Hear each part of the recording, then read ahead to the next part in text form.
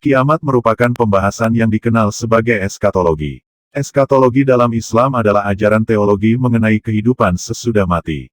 Eskatologi yang merupakan bagian dari agama dan filsafat berbicara secara teratur mengenai semua persoalan dan pengetahuan tentang akhir kehidupan manusia. Dalam eskatologi dibicarakan tentang kematian, kehidupan dan alam barzakh, hari kiamat, hari kebangkitan, pengadilan, surga dan neraka. Pembahasan eskatologi akhir zaman dalam Islam dapat merujuk kitab Nihayah fil Fitan wal Malahim karya Ibn Katsir yang mengungkap beragam peristiwa pra maupun pasca kiamat seperti bencana, musibah, Yakjud-Makjud, Dajjal, kedatangan Imam Mahdi, turunnya kembali Nabi Isa yang merupakan tanda-tanda menjelang kiamat. Mengimani tentang hari kiamat merupakan perkara wajib bagi semua muslim yang merupakan bagian dari rukun iman kelima. Adapun kiamat dapat dibagi kepada dua, yakni pertama kiamat sugra yakni sebuta kepada peristiwa kematian, bencana, musibah dan lain sebagainya. Kedua kiamat kubra yang merujuk kepada penghancuran alam semesta. Al-Quran menyebutkan istilah kiamat dengan berbagai nama seperti, As-Sa'ah, hari kiamat, Yaumul Ba'ats, hari kebangkitan, Yaumuddin, hari pembalasan, Yaumul Hasroh, hari penyesalan, Darul Akhirah, negeri akhirat, Yaumul Tanat, hari panggil-memanggil, Al-Waqiyah, peristiwa dahsyat, Al-Haqqah, hari yang pasti terjadi, dan lain sebagainya. Kata kiamat merupakan serapan dari kata bahasa Arab, penulisannya dengan huruf Latin menjadi kiamat. Kata ini diambil dari istilah Yaumul Qiyamah yang berarti hari kebangkitan yang juga dimaknai kehancuran alam semesta. Tidak hanya Islam, agama-agama Abrahamik dan Dharma juga memiliki konsep kiamat. Agama-agama Abrahamik dan Zoroaster memandang bahwa kehidupan dan kosmik berjalan secara linear dari penciptaan, kehidupan dan pemusnahan. Berbeda dengan rumpun agama Dharma seperti Hindu dan Buddha yang memandang kehidupan dan kosmik berjalan secara siklik di mana apa kelahiran, pembusukan, penebusan, kematian dan kehancuran lalu kelahiran kembali. Dalam sejarah, konsep eskatologi kosmologi linear pertama kali dikemukakan oleh agama Zoroaster yang merupakan rumpun agama Indo-Iranian. Kiamat dalam Zoroaster disebut dengan istilah Frasokereti dalam kitab Avesta di mana kejahatan akan dihancurkan dan segala sesuatu yang lain kemudian dalam persatuan sempurna dengan Ahura Mazda.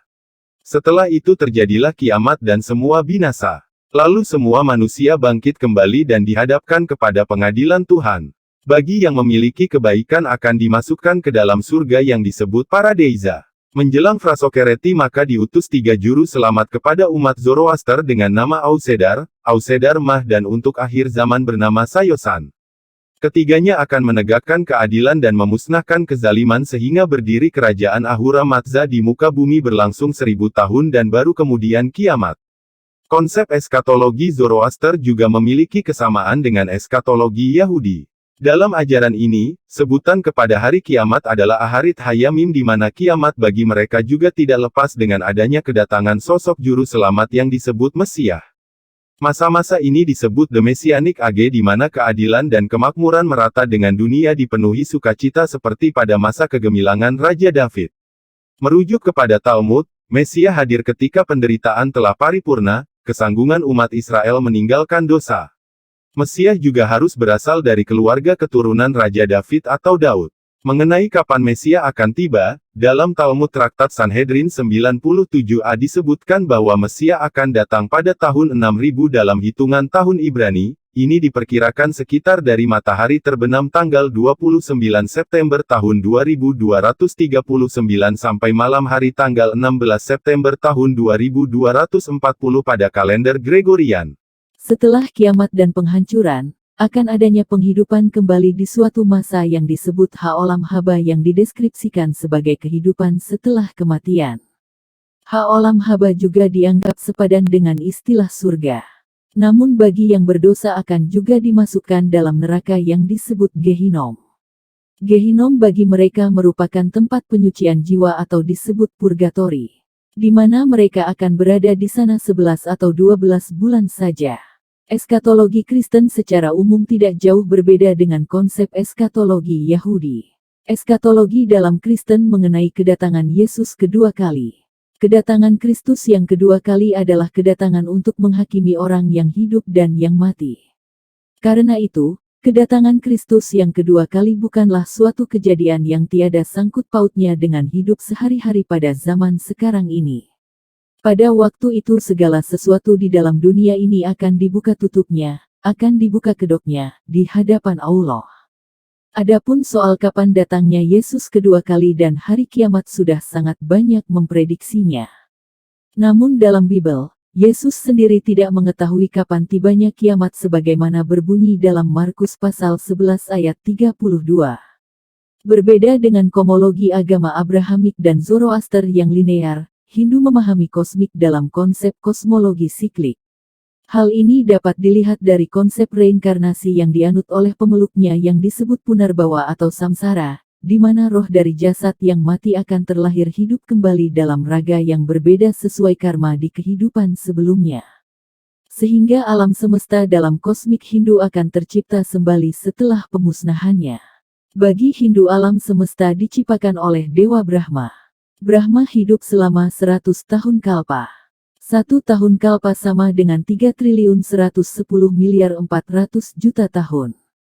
Setelah 100 tahun kalpa, maka Dewa Siwa sebagai Dewa Pelebur mengambil perannya untuk melebur alam semesta beserta isinya untuk dikembalikan ke asalnya. Setelah itu, Brahma sebagai pencipta tutup usia, dan alam semesta bisa diciptakan kembali oleh kehendak Brahman Tuhannya para Dewa-Dewi. Proses penghancuran semesta setelah Dewa Brahma tutup usia disebut Mahapralaya. Konsep waktu dalam sistem kosmik Hindu cukup rumit. Sehari penuh bagi sang pencipta disebut satu kalpa merupakan satu hari bagi Brahma, satu hari bagi Brahma sama dengan 1000 yuga atau Mahayuga. Satu yuga terdiri dari 4 zaman yakni Satya Yuga, Treta Yuga, Dvapara Yuga, dan Kali Yuga. Di mana masing-masing masa yuga memiliki masa berlangsung ratusan ribu hingga ribuan juta tahun dengan total 4 juta tahun. Setelah era Kali Yuga berakhir, dunia akan memasuki masa Satya Yuga kembali yang merupakan era keemasan penuh suka makmur dan sukacita hingga alam semesta dan Dewa Brahma genap berusia 100 tahun kalpa untuk terjadinya kiamat atau Mahapralaya. Dunia saat ini berada pada masa Kali Yuga. Bermula sejak 17 atau tanggal 18 Februari tahun 3102 sebelum Masehi hingga akan berakhir 423.000 tahun ke depan, tepatnya pada tahun 428.899 Masehi. Sama seperti Hindu, agama Buddha juga memakai konsep reinkarnasi sehingga kosmologi Buddha juga bersifat siklik. Namun konsep kiamat dalam Buddha berbeda dengan Hindu. Kiamat bagi Buddha sangat natural dan bukan bersifat penghancuran semesta melainkan hanya penghancuran bumi. Namun dalam kosmik Buddha memahami bahwa di luar sana ada banyak bumi-bumi yang lainnya. Kiamat atau hancur leburnya bumi menurut Anguttara Nikaya Sattakanipata adalah diakibatkan oleh munculnya banyak matahari hingga 7 kali. Namun munculnya matahari ini tidak secara bersamaan melainkan berselang beberapa waktu dalam suatu masa. Setiap pemunculan matahari selalu membawa dampak pada bumi, yaitu terjadinya kemarau yang sangat panjang. Kemarau yang sangat panjang inilah yang mengakibatkan kehancuran bumi. Kehancuran itu merupakan bentuk awal dari kehidupan baru dan saat alam sudah siap maka makhluk akan kembali mengisi alam. Menurut Buddhisme, kiamat baru akan terjadi kalau ajaran Buddha Gautama ini lenyap. Kemudian untuk mengembalikan Dharma maka munculan Buddha Maitreya di akhir zaman. Saat Maitreya tiba, usia manusia sudah mampu hidup 80.000 tahun. Jadi, menurut pandangan agama Buddha, berdasarkan tanda-tanda yang disebutkan, kehancuran bumi tidaklah datang dalam waktu dekat ini bahkan bisa jadi begitu sangat lama. Dapat simpulkan bahwa semua agama besar memiliki kepercayaan akan adanya kehancuran dunia yang disebut kiamat dengan rincian dan istilah yang berbeda dan beragam. Kedua, semua agama sepakat bahwa akhir zaman merupakan kondisi di mana kemerosotan moral, kekacauan, kesusahan dan kehancuran. Ketiga, karena kondisi akhir zaman yang demikian dengan segala kemundurannya maka setiap agama memiliki konsep bahwa di akhir zaman akan muncul sosok juru selamat untuk mengembalikan kondisi umatnya. Keempat, agama Zoroaster dan rumpun agama Abrahamik memiliki kesamaan bahwa setelah terjadi kiamat maka tidak ada lagi kehidupan di dunia. Semua yang mati akan memasuki kehidupan berikutnya. Kelima, berbeda dengan agama Dharma seperti Buddha dan Hindu bahwa setelah kematian akan ada kehidupan lagi di dunia dengan fisik yang baru dan setelah kehancuran alam akan berevolusi kembali tercipta alam yang baru.